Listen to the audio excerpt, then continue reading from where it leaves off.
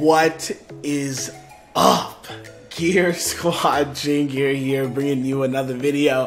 And I'm tired again. I just recently watched the PlayStation conference for E3 2017, and it was incredible. Do I say that they won the show? I don't know. The show's not over yet. There's still Nintendo.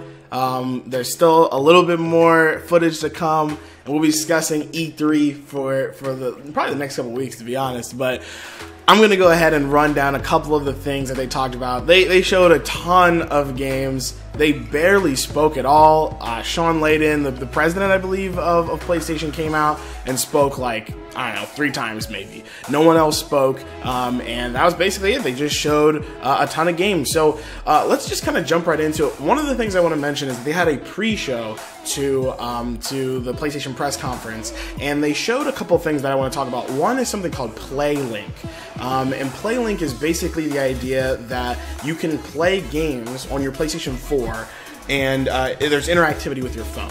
So, if you guys don't know who SuperMassive is, that's the developer that created Until Dawn, which I'm sure many of you guys have heard of Until Dawn. They're making a couple games for this PlayLink for the PlayStation 4. One of the games is called Hidden Agenda, and it's basically a game where it's like a murder mystery, and you and 2 to 3 to 4 other friends are playing on your phone instead of a controller. And I think it's pretty cool. They mentioned another game called That's You, and it's more like a party game where you all like take pictures of yourselves and it goes into the game. But I thought that was pretty cool, and I wanted to mention that because I think it's something that I could see myself playing when some friends come over. And I think they mentioned a lot that they're creating games like this for people that aren't just your normal average gamer, right? People who are playing your Call of Duties and things like that. But maybe when you just have some friends around, or maybe you play one specific game and you want to try and get to something else. So PlayLink looked really cool, and so I wanted to mention that.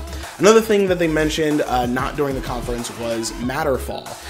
If you don't know what Matterfall is, it was announced maybe 2 E3s ago. It might have been even 3, to be honest, but it's a new Housemarque game. If you guys don't know Housemarque, they're the guys that made Super Stardust as well as Resogun for the PlayStation 4, and incredible games. And so they created this game called Matterfall that looks incredible, and I'm really excited for it. It's basically a Metroidvania style game, but with the incredible Housemarque flashy action style that you're used to. So really excited for Housemarque's new game Matterfall. But one other thing that I wanted to mention that was outside of the conference is that a game that people talk about all of the time, that was unfortunately a PC exclusive, is no longer a PC exclusive.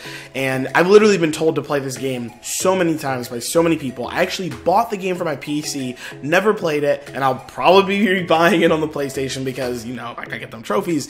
Undertale. Undertale is actually coming out for the PS4 as well as the PS Vita. Now, unfortunately, that's the only time they mentioned PS Vita at all during E3, but they did mention it, and it's cool to know that Undertale will be on it.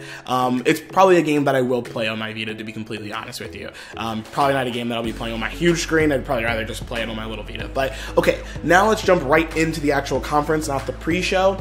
The first game they showed was Uncharted 4 Lost Legacy, and that's the DLC for, obviously, Uncharted 4. Now, I haven't played Uncharted 4 in a long time, but I love that game. It's still probably one of the best games on PlayStation 4, and it made me want to revisit the game, check out the multiplayer maybe a little bit, but I love that game, and I can't wait for the expansion. I'm going to download it immediately when it comes out, and I'm going to dive right into it. It looked incredible. It's with 2 really iconic characters that weren't shown that much in Uncharted 4, Chloe being from Uncharted 2. She wasn't in it at all, so the fact that she's in Lost Legacy is really exciting for me. They also mentioned more DLC for the game. Well, it's the only DLC for this game, but it was more DLC for the conference, and that was Horizon Zero Dawn's DLC, The Frozen Wilds. Now, I watched it, and obviously I don't have much context because I haven't played Horizon Zero Dawn, but I think it's time to get Horizon Zero Dawn. Yeah, I've been kind of, I buy a lot of games, I never really get to play them, and I think a lot of the time I buy a game because it's on sale, and I don't really dive into games that I really just want. And Horizon Zero Dawn, games like Nier Automata, they're games that I really want, and I think if I buy them and just play them, I'll be happier that way. So that game really caught my eye, and I was like, man, okay, I really need to get this, because now this DLC is coming out, and so why not beat it, play it, beat it. It's on sale right now with the Days of Play event, so something that I'm really excited for. And then they showed a game that I mentioned I really wanted to see, and it was Days Gone. Days Gone looks like The Last of Us on crack. In a good way, don't do crack, it's bad for you. But Days Gone, it literally just looks like it looks like The Last of Us, but with more contextual gameplay. They showed many different things during Days Gone. They showed a couple QuickTime events, which I don't hate QuickTime events. That's when like it tells you to press a button like square, circle, triangle, right? It was very contextual. So for example, at one point they showed him driving on his bike, the main character, and then he ran into this thing and a fight started, and because you weren't actually in battle, there was a quick time event for you to kind of dodge and things like that. I thought that was cool. It looked good in specific circumstances. They also showed that the main character has a tracking mode where he can like look at something and then like start tracking things. Kind of reminded me of The Last of Us when you go into that mode where you can see people. It also kind of reminded me of other games where, again, there's this like tracking mode where you're able to kind of be like, oh, there's something over here, like The Witcher or something like that. Thought that was cool. They showed stealth. The stealth looked great in the game. Again, reminded me of Last of Us. He was able to like hide in bushes and things like that. The stealth takedowns looked very similar. There were traps involved, not your traps that you saw in Last of Us, but there was actually a bear trap, and he picked it up. It was on the ground for him, I'm assuming, or anybody. He picked it up, put it somewhere else, and he actually picked up a rock, threw it as a distraction. Someone walked over to it and caught themselves in the bear trap. And then this is what I found the most interesting, is that after that, context came into play. Because he hit the bear trap, he started to scream. And because he started to scream, a horde of zombies came out of nowhere. Now, luckily, it wasn't at the camp. It was down, like, below, but you could see the zombies down there, and that was nuts to see, like, what would have happened if he never did that? What would have happened if he just went through and snuck past them all? What would have happened if he just shot them all, right? It's so interesting to understand what that looks like. And then after that, he actually sneaks by them, sees a horde of zombies, sneaks by the horde of zombies, puts down a detonation device on this thing because he finds this guy he's looking for, blows it up, then a horde of zombies piles through, kills all of his enemies, and he basically goes up and saves his friend, and then at the end, a giant mutated bear comes out of nowhere. This game looks incredible. I'm really excited for it. One of my most anticipated games of the show. Keep an eye on this. I will definitely be either reviewing it, showing you guys some gameplay. It looks really exciting. Alright. After Days Gone, Days Gone, they showed a game that I did not think I was gonna see on PlayStation. Monster Hunter World, it's called, and it's a Monster Hunter game. It was really incredible to see Monster Hunter on PlayStation. If you guys don't know Monster Hunter, it's an old franchise that's been on Nintendo for a long time, and we haven't seen it on a PlayStation console in a long time. We've seen Monster Hunter-like games like Tokuden or God Eater, I believe. So there are a couple games out there that are like it, but nothing that is Monster Hunter. And so Capcom finally brought over a new Monster Hunter game called Monster Hunter World, and it's really interesting because there was a lot of environment things that they showed. Tons of environment things. They went through this whole environment tracking this creature, they tracked it down, and then they went all the way back, and he used these different things in the environments to attack the creature. It was really interesting. I'm not sold on it. I was never a huge Monster Hunter person anyway, but we'll have to wait and see. The game comes out in early 2018. The two DLCs that I mentioned for Uncharted 4 and Horizon Zero Dawn, both of them come out in 2017, so that's good to know. The next game they showed was Shadow of the Colossus. This really threw me off. This is not your port of Shadow of the Colossus from the PlayStation 2. This is like a remake or a remaster. It looked gorgeous. I have no idea what they're doing with this, but I'm really glad that they are making it. It looked incredible. Again, I don't know exactly what it is. They just showed a trailer of it. It's coming out in 2018, but it looks like a remaster to me, but it also kind of looks like a remake where like everything is redone. So really excited to see that game. They also showed Marvel vs. Capcom Infinite. If you guys don't know Marvel vs. Capcom, it's a fighting game. I love it, and I'm really excited for the new one. Two fighting games I plan on getting is Tekken and Marvel vs. Capcom. So Marvel vs. Capcom Infinite. The best thing about this was that there's actually a story demo that you can download right now. So every E3, every PlayStation conference, really, they're kind of known for doing something when they say, oh, and it's out right now. And so Marvel vs. Capcom Infinite has a story trailer or story demo out right now that you you can get on the PlayStation Store. So I'll be doing that, probably doing some coverage over it, but I'm excited. The next game, literally guys, so many games, was Call of Duty. And I know so many people are excited for the new Call of Duty, World War II, I believe. Please correct me if I'm wrong. It's coming out November 3rd, and they showed multiplayer gameplay, and it was awesome. I'm actually really intrigued. It's no more Spacey jumping off wall stuff. It's Spacey, get it? Kevin Spacey? Because he was in the trailer for, anyway.